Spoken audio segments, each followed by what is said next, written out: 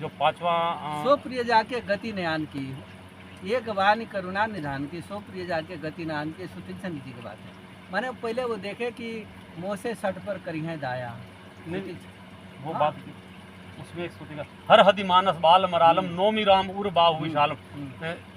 सीता सीता अनुज सहित उसमें पहले तो ये सीता जी के बारे में कहते हैं, उनकी तरफ आप देख रहे हैं, फिर कहते हैं कि मुनि उसमें भगवान शंकर हर हदि मानस बाल मरालम, उसमें भी भगवान शंकर के मन की बात कर रहे हैं। हाँ, मुनि मन मानस, मुनि मन हर मुनि मानस बाल मरालम, ऐसे ही प्रसंग यही आ रहा है कि भगवान शंकर के मन में जो बसते हैं। पुष्टि तो हो रही है, राम जी की पुष्टि हो रही है, हाँ, लेकिन पुष्टि हो रही है। हाँ, पुष्टि तो हर जगह हो रही है, लेकिन मनु जी महाराज के मन में ये आ गया कि भगवान शिव मोहिनी के पीछे भी दौड़े हुए हैं, अच्छा, कृष्णावतार में भी दौड़े हुए हैं, हाँ, तो पंचायती हो जाता है। इस कहीं हमको पंचायती न दिखाते हो, तुरंत कट करके भुसुंडी जी को दिखाते हैं। जो भुसुंडी मनमानस है, वो भुसुंडी जी महाराज राम जी के ऊपर वाला भी रूप नहीं लेते हैं, वो केवल 5 साल का ही बालक रूप लेते हैं। 5 साल को 5 साल तो रहूँ। तो अब इससे क्या सिद्ध हो गया कि जो भगवान शिव है वो जुगल स्वरूप की पूजा करते हैं, वो राम जी के अनन्य भगत हैं, जुगल स्वरूप। जो वहाँ फिर उन्होंने आगे जो किया है कि जो उसके रूप स्वरूप का वर्णन किया है वहाँ पर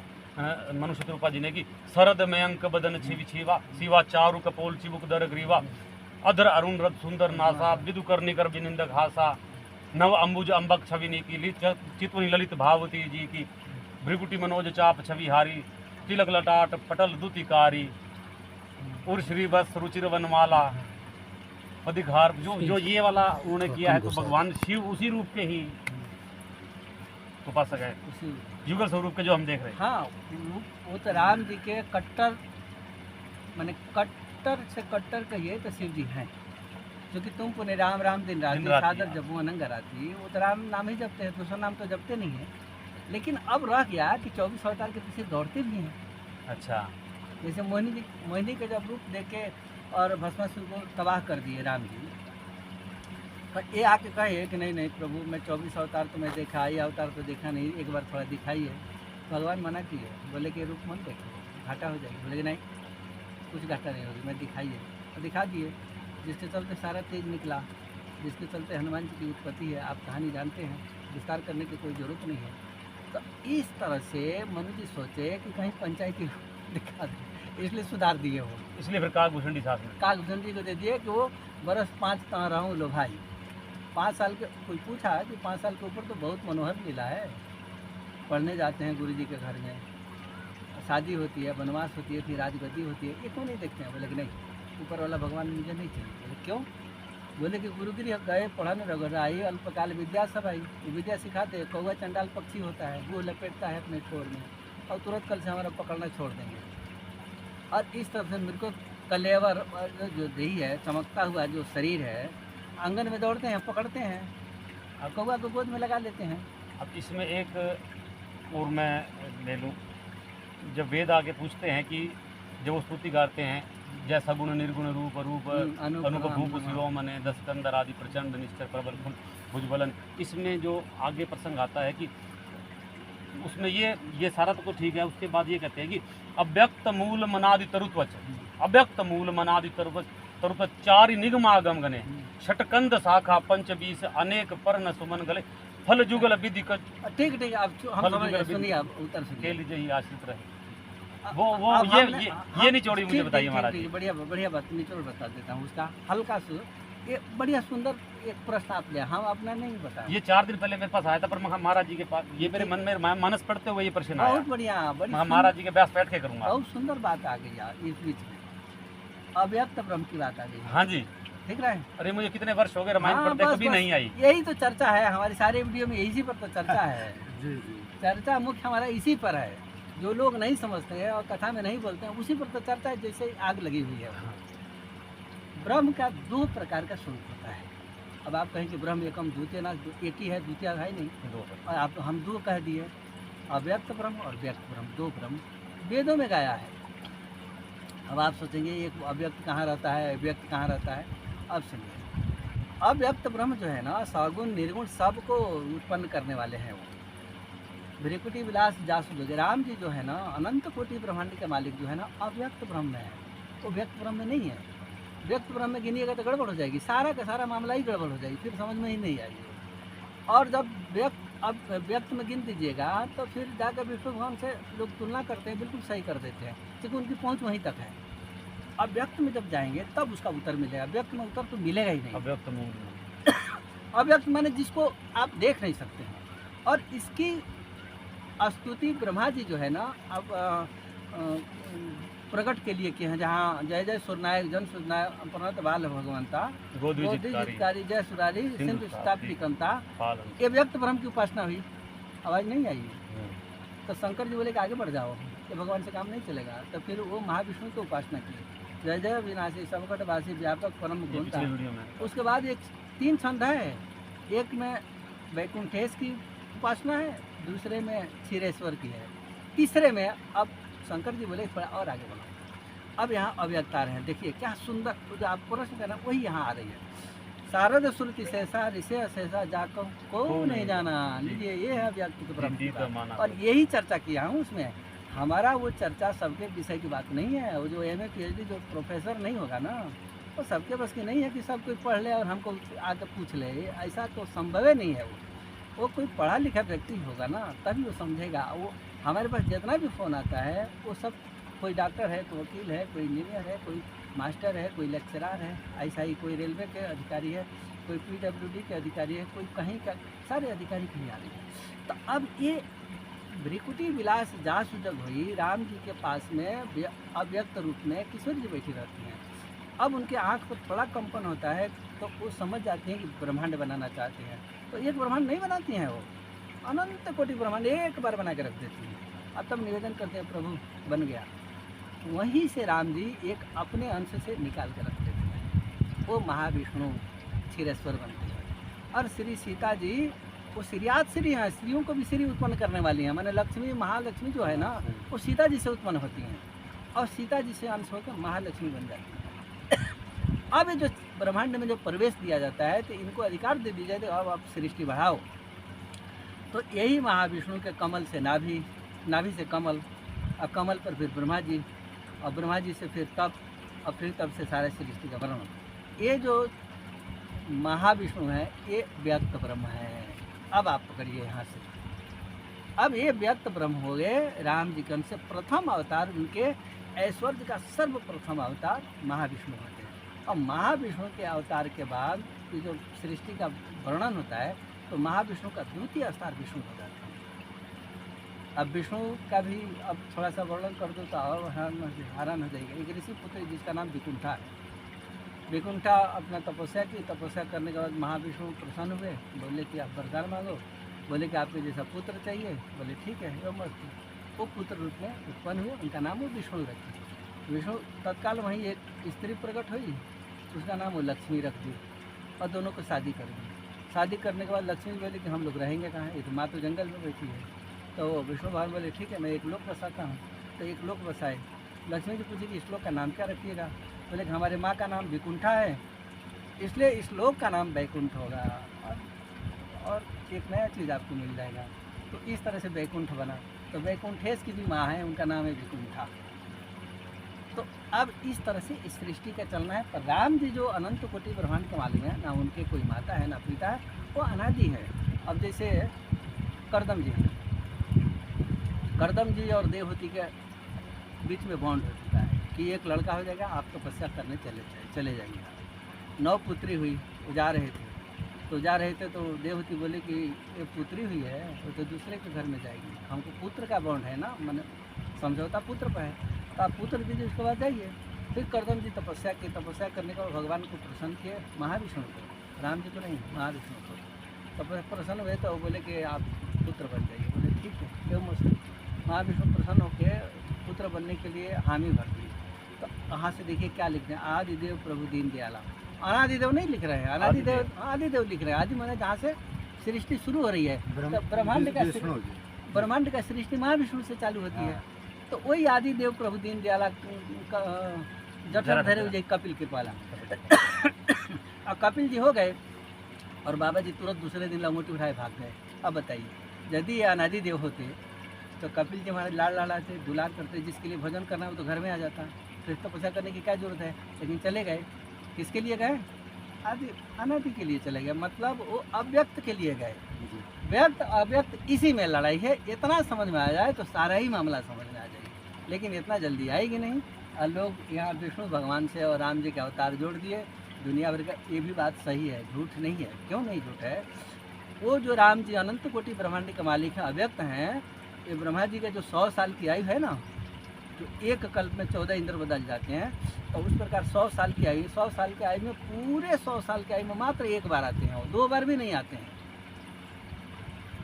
अब उस एक बार की कहानी को बार बार यही विष्णु महाविष्णु भगवान राम जी बनते हैं और उनके कहानी के पीछे ये में चिपका दी जाती है, चिपका के गाई जाती है।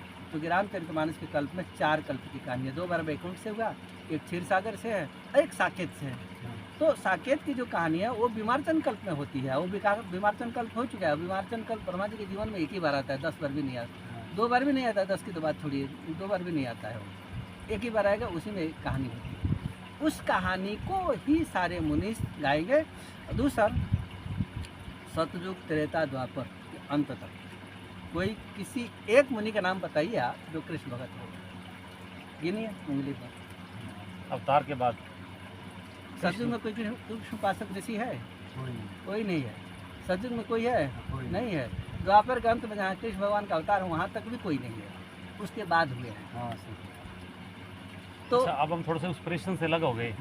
उसके आगे जो ये लाइनें हैं कि अव्यक्त मूल मनादि तरुत वचन 4 निगम आगम बहुत बढ़िया तो कह रहे हैं, उसी की तो व्याख्या हुई है। वो अव्यक्त का तो चर्चा हुई है। नहीं, अव्यक्त का तो हो गया। फिर षट कंद शाखा 25 अनेक पर्ण, वो किस प्रकार विभाग? 25 अनेक पर्ण विभाग बहुत बड़े, साधारण व्यक्ति को समझने में बहुत। फल जुगल विधि कटु मधुर वेली, मैंने उसको मानस पूछ में पढ़ा, समझने की कोशिश करी, पर छोटी सी बुद्धि में नहीं आया। नहीं आएगी। फिर मैं बैठ के मैं इसकी चर्चा आपसे करूंगा, आपसे समझूंगा। इसका काफी पूरा उसका निचोड़ दे रखा है इस प्रश्न का, पर नहीं आया मेरे को समझ। मानस पूछ में भी नहीं आया। एक भाई कितना पूरा व्याख्या कर भी दूं ना तो सबके ऊपर से निकल जाएगी। मैं मानस पूछ में पूरा अर्थ दे रखा है, पर फिर भी ऊपर से निकल गई। साधन कर करके जब पुष्ट होके जब आ जाएगा ना साधन, तो जब पुष्ट हो के कुछ जैसे पंचतत्वों का दर्शन कर जाएगा, फिर सूर्य लोक में जाएगा साधन पर। जैसे उमाइया भी बोल रही थी, पंचतत्वों में प्रवेश है उसका। तो पंचतत्वों का प्रवेश है, इसका मतलब ये नहीं कि ऊपर वो लोग का आवरण का वर्णन कर दूँ, ऐसा नहीं, संभव नहीं है। वहाँ के समझ में नहीं आएगी। ये धीरे धीरे जहाँ जहाँ पहुँचेगी वहीं से उनका सवाल पूरा होगा। तो इसका थोड़ा साधन में जब चलेंगे ना, अभी व्याख्या करने के लायक नहीं है। इसलिए एक उदाहरण बताता हूँ। पार्वती जी पूछिए कि प्रजा सहित रघुवन सन किम गौने निज धाम। शंकर जी बोले कि प्रश्न करना तुम्हारा अधिकार है, उत्तर देना मेरा अधिकार है। नहीं दिए उत्तर, लेकिन बात सही है। प्रजा सहित रघुवन सन किम गौने निज धाम वो लेके चले गए, लेकिन शंकर जी बोले कि कथा का प्रश्न करना तो श्रोता के ऊपर तो है, लेकिन वक्ता को भी कुछ मर्यादा रखना पड़ेगा और उस मर्यादा के अनुसार ही बोलना पड़ेगा। इसलिए कि डायरेक्ट हम बोल देंगे तो सब उधरे भाग के चले जाएंगे, फिर तो सारा मामला ही खिचड़ी बन जाएगी। इसलिए नहीं उतरती है वो। तो ये जो वेद का जो निरूपण है ना, थोड़ी सा जब साधक जब पुष्ट हो जाएगा तभी समझ में आएगा, इसके पहले नहीं आएगा। हमको पहले समझ में नहीं आ रही थी, अब हम पूरा व्याख्या कर दूँ तो निकल जाएगा वो, ऊपर से निकल जाएगा। हाँ, ऊपर से निकल जाएगा। इसलिए थोड़ी अभी साधन करिए, फिर 2-4 साल साधन में क्या करिए? साधन में तो भगवान का नाम जपिए, दूसरा कोई साधन तो है। राम राम राम राम सीता राम। इसके अलावा कोई साधन नहीं है। भगवान का मंत्र राम नाम, षडाक्षर राम मंत्र जपिए, जिसको तारक भी कहते हैं, राज मंत्र भी कहते हैं, उसको जपिए।